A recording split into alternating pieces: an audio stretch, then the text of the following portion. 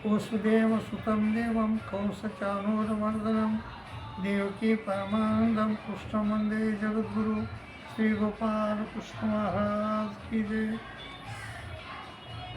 मायबाबा, हस्तिनापूर नावाचं राज्य आहे. त्या हस्तिनापूरचे राज्य होते शांतनू आणि राणी होत्या सत्यवती. ही शांतनू आणि सत्यवती यांच्या उदरी दोन मुलं जन्मले. एक विचित्रवीर्य आणि दुसरा चित्रांगद. चित्रांगद हा केव्हा तरी लढाईत कोण्या तरी लढाईत मारला गेला आणि विचित्रवीर्य राज्यावर बसला. आता विचित्रवीर्य हा एक राजा नव्हता, राजा कुळातला नव्हता तो. त्यामुळं त्याला कोणी मुली द्यायला तयार नाहीत. मग भीष्माचार्यानं काशीला गेले, काशी राजाकडे गेले आणि काशी राजाच्या 3 मुली पळून आणल्या. आंबा, अंबिका, अंबालिका.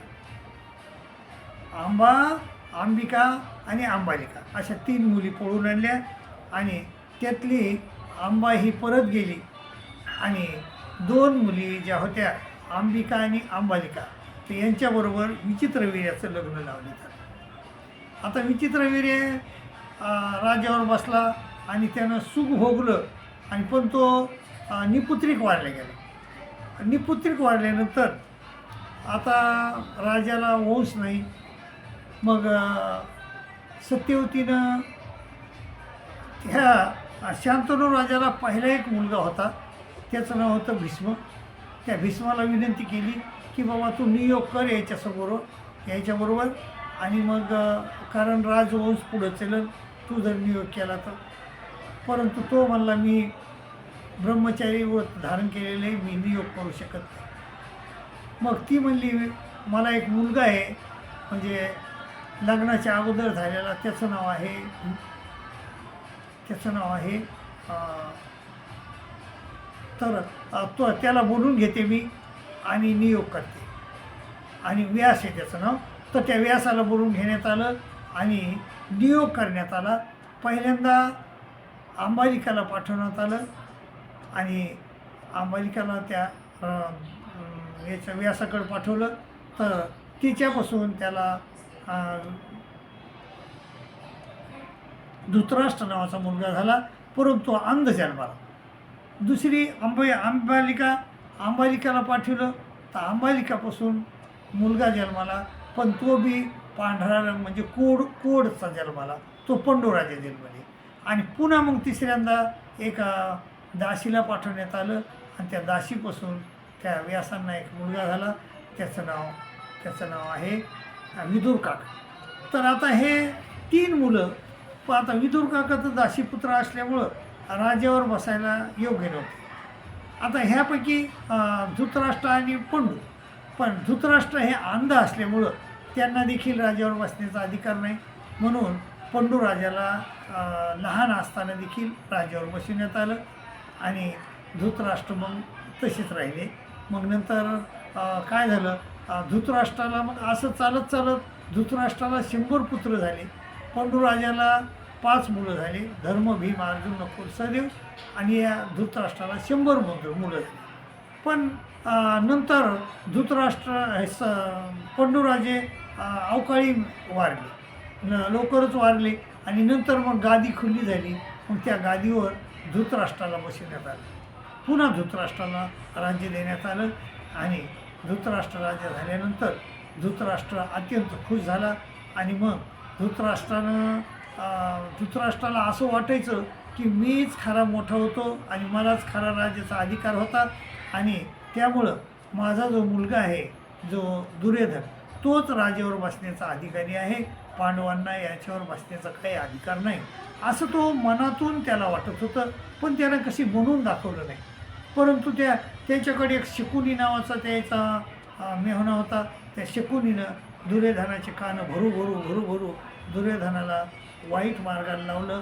दुर्योधनाला म्हणजे पांडवाबद्दल चीड निर्माण करण्यात आली आणि मग पांडवाला अनेक वेळेस मारण्याचा प्रयत्न झाला, लक्षाग्रहात मारण्याचा प्रयत्न झाला. भीमाला विषाचे लाडू खाऊ घालून त्याला पाण्यात टाकण्यात आलं, तरी श्रीकृष्ण महाराज त्याच्या पाठीमागं असल्यामुळं वाचले ते.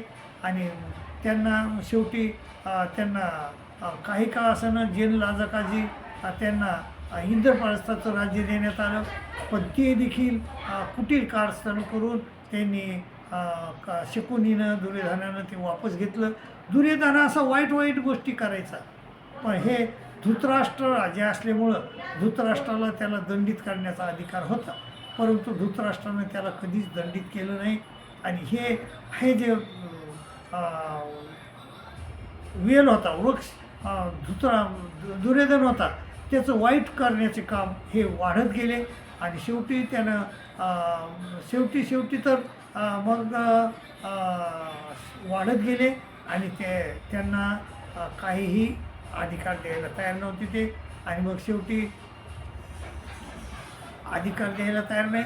मग नंतर काय झालं की नंतर असं याच्यासाठी वाद झाला राज्यासाठी. आणि ते इंद्रप्रस्थ वापस द्या असं त्यांना सांगण्यात आलं, परंतु धृतराष्ट्रानं ते इंद्रप्रस्थ वापस दिलं नाही. आणि दुर्योधन बी द्यायला तयार नाही. तर वास्तविक खरं म्हणलं तर दुर्योधनाला म्हणजे कारागृहात टाकण्याचा अधिकार धृतराष्ट्राला होता. धृतराष्ट्रानं तसं केलं असतं, धृतराष्ट्र जर न्यायानं वागला असता तर त्याचे 99 मुलं जिवंत राहिले असते. परंतु ह्या म्हणजे आसक्तीपोटी तो तसा वागला नाही. आणि जो दुर्योधन होता तो वाईट कामं करायचा, पण त्याला मूकसंमती त्या धृतराष्ट्राची होती. आणि मग ते धृतराष्ट्राची मूकसंमती असल्यामुळं तो जास्त वाईट कामं करत गेला.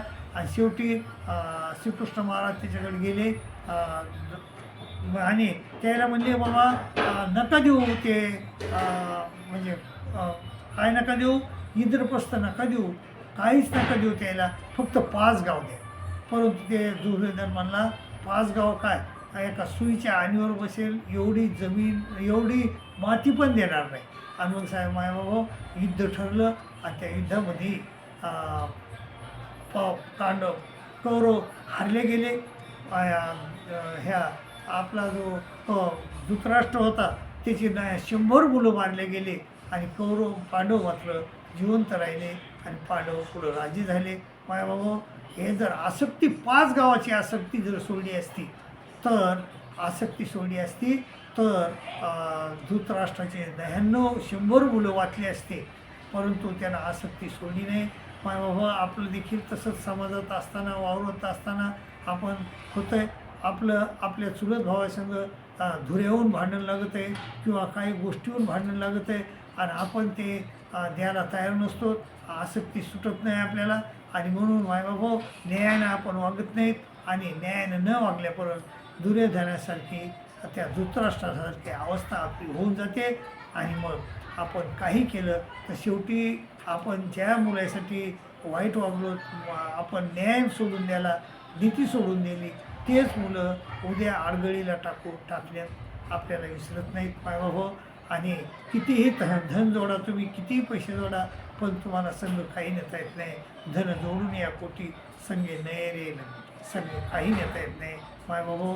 हे विचार करून बघा. हा धृतराष्ट्र कसा वागला त्याप्रमाणे आपल्याला वागायचं नाही. आपल्याला व्यवहारामध्ये न्यायानं वागायचं आहे. न्यायानं जर वागला तुम्ही तर तुमचं भलं होईल. धृतराष्ट्रासारखं वागला तर धृतराष्ट्रासारखी अवस्था मायबाबा झाल्याशिवाय राहणार नाही. तुम्ही न्यायानं वागाल, नीट वागाल, व्यवस्थित वागाल अशी अपेक्षा करतो आणि तुमची रजा घेतो. दंडोत प्रणाम.